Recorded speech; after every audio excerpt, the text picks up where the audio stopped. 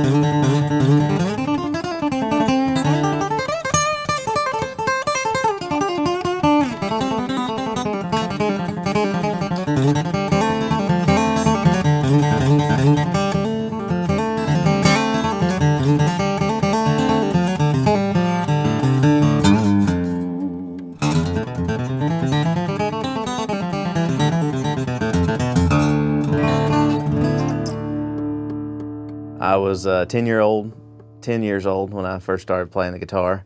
I got a guitar when I was 9, and I was kind of interested in music, but not enough to play the guitar that I got when I was 9.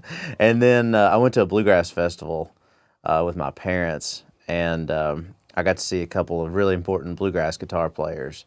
Yeah. This guy Jimmy Martin and Charlie Waller.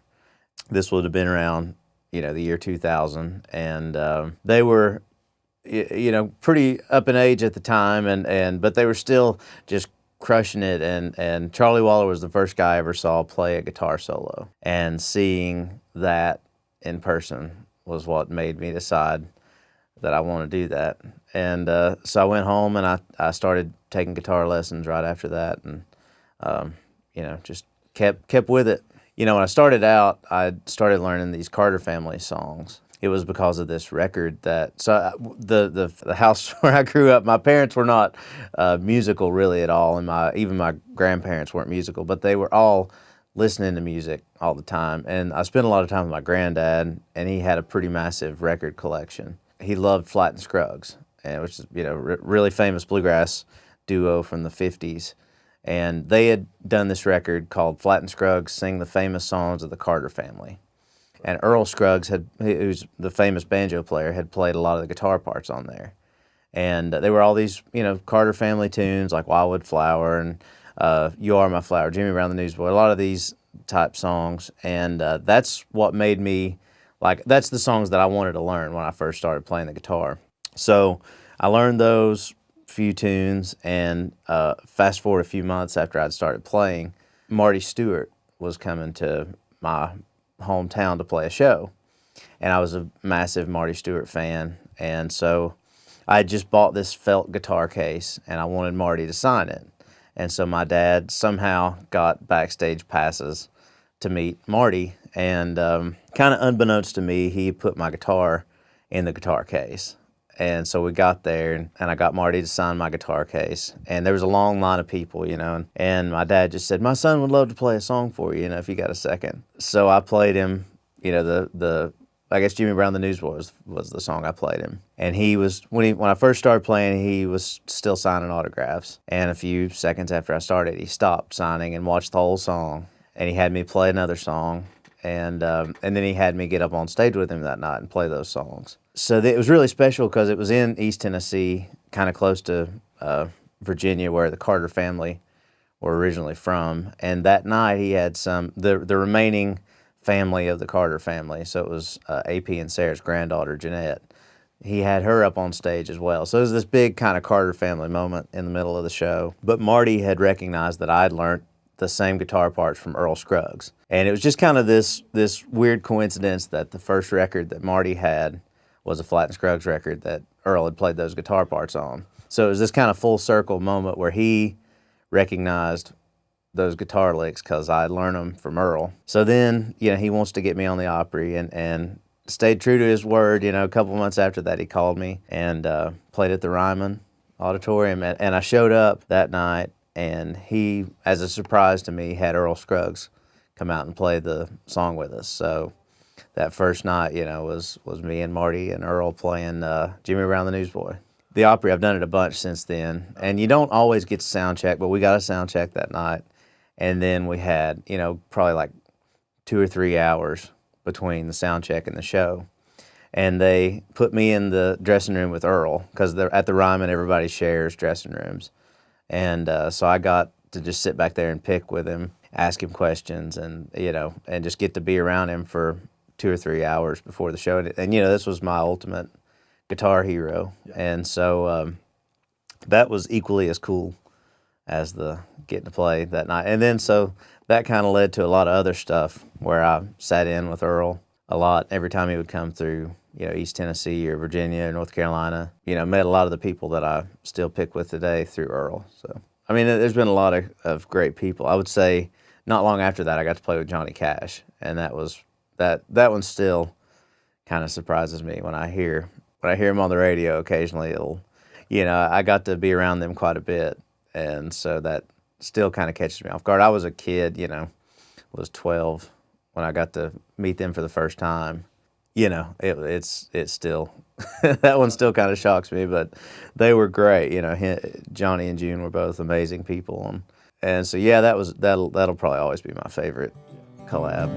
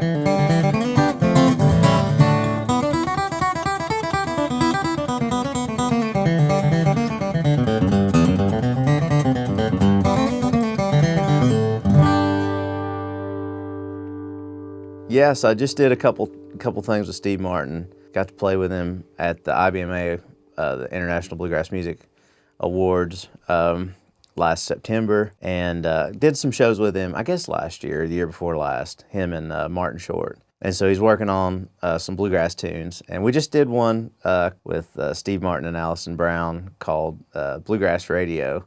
That it's pretty cool. It's been the #1 song on Bluegrass Radio for the past couple months. So that was pretty cool. It was great to get to work with him, and he's, such a cool guy. And yeah, it was great to be a part of that band, because it's, I was playing guitar, Sam Bush was playing mandolin, Allison Brown playing banjo, Todd Phillips, Stuart Duncan, and so it was a great time in the studio. Probably my favorite place to still play is the Ryman. When we get to play there, it's pretty special. We're actually playing a show there this summer for the Reuben Bluegrass Series. They have, a full week or maybe 2 weeks of bluegrass. I guess that'll be the first time that I've played there as an actual show. Right. Most of the time it's for the Opry, Yeah. And so that'll be really cool. Looking forward to that. Yeah, there's a lot. We've gotten to play a lot of cool places over the years. A lot of great festivals and stuff. Played in Telluride, Colorado. That's a pretty great festival, and done a lot of touring in Europe and Australia. And I mean, it's been a long time. But when this duo that I'm in now, this guy Rob Ikes, when we first started working together, we would tour, the UK quite a bit. But we haven't been there in, probably 6 or 7 years. So it's about due time to come back.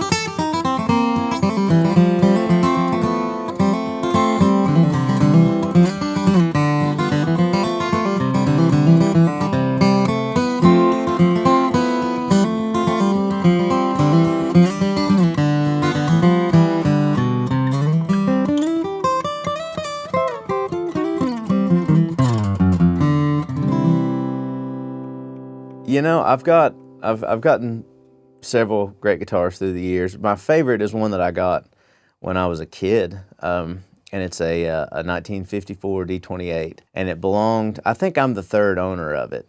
It belonged to kind of a family friend, this guy that I grew up picking with. So not long after I'd started playing, I played that guitar. That owner had bought it from the original owner, who had just played it in bars and stuff, And it's real beat up. It's got all the scuffs of somebody playing it in a bar room for 6 nights a week for 40 years. And I just kind of jokingly said, as an 11-year-old kid, if you ever sell this thing, let me know.